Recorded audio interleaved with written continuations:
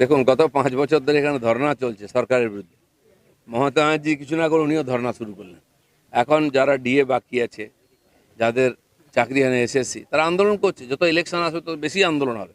মমতা ব্যানার্জি আগে ওইটা সামলান, তারপরে আন্দোলন করুন মোদিজির বিরুদ্ধে। গ্রামাঞ্চল এবং দুর্গম এলাকায় গ্যাস বুকিং এর সময়সীমা 45 দিন বলল কেন্দ্র। মধ্যপ্রাচ্যের যুদ্ধের ফলে কেন্দ্রের অনিচ্ছা সত্ত্বেও বাংলায় বিপাকে পড়বে বিজেপি। কিছু বিপাকে পড়বে না। গ্যাস নিয়ে কালোবাজারি হয়। আপনারা দেখুন, আজকেও পেপারে ফটো এসছে, সরকারি মা ক্যান্টিনে গিয়ে ডোমেস্টিক গ্যাস ব্যবহার করা হচ্ছে। বেআইনি তো। এই ধরনের যে জমাখড়ি চলে, কালোবাজারি চলে, সেটা বন্ধ করার জন্য রেস্ট্রিকশন হয়েছে। কারো গ্যাসের অভাব হবে না। হ্যাঁ, এটা ঠিক যে যুদ্ধ বেঁধেছে, সাপ্লাই কমে গেছে, স্টক আছে, কিন্তু মিসইউজ না হয় সেজন্য সরকার কিছু বিশেষ কড়া স্টেপ নিয়েছে। সহযোগিতা করা উচিত সবার। জ্বালানি জোট কাটাতে আসরে মুখ্যমন্ত্রী জোট কাটাতে না দাপায় এসওপি জারি রাজ্যের। নবান্নে কন্ট্রোল রুম রান্না গ্যাস দাম বৃদ্ধির প্রতিবাদ, সাথে পথে নেমেছে তৃণমূল কলেজ স্কোয়ার থেকে না, ওরা বুঝতে পেরে গেছে যে পথেই থাকতে হবে ইলেকশনের পরেও। সেই জন্য এই আন্দোলন চলছে। গ্যাস দিয়ে দিয়ে লোক জানে। এই খড়গপুরের গ্যাসের যে এজেন্ট আমার কাছে এসেছিলেন কিছুদিন আগে, তিনি বলছেন আমাকে আমার উপরের যে ডিস্ট্রিবিউটার এত গ্যাস দিয়ে যাচ্ছে, সিলিন্ডার আমার রাখার জায়গা না। আমি বলছি আমার লাগবে না, জোর করে দিয়ে যাচ্ছে, সেল বাড়াতে হবে। এত সাফিসিয়েন্ট গ্যাস আছে, সব জায়গায় সারপ্লাস আছে গ্যাস।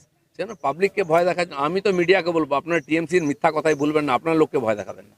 150 আসনে বিজেপি প্রার্থী চূড়ান্ত। সূত্রের খবর, খড়গপুরে টিকিট পাচ্ছেন দিলীপ ঘোষ।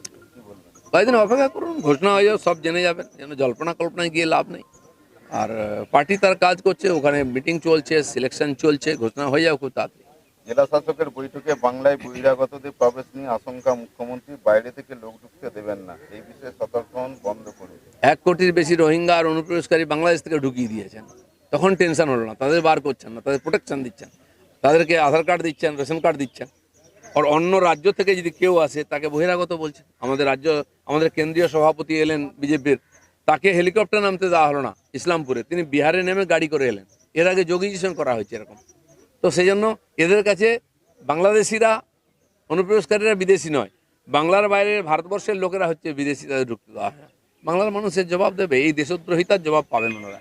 আজই বিরোধী শিবিরের তরফে সংসদে পেশ হবে মুখ্য নির্বাচন কমিশনের অপসারণের নোটিশ। ব্যাস হয়ে গেল। স্পিকারকে অপসারণের নোটিশ দিয়েছিলেন, মুখ পুড়েছে। আবার নির্বাচন কমিশনের বিরুদ্ধে লেগেছেন। সাংবিধানিক পদের বিরুদ্ধে আন্দোলন করে কেউ টিকবে না। সিপিএম এটাই করতো। আজকে সিপিএম কোথায়? দূরবীন দিয়ে খুঁজতে হয়। টিএমসির অবস্থা তার চেয়েও খারাপ হবে।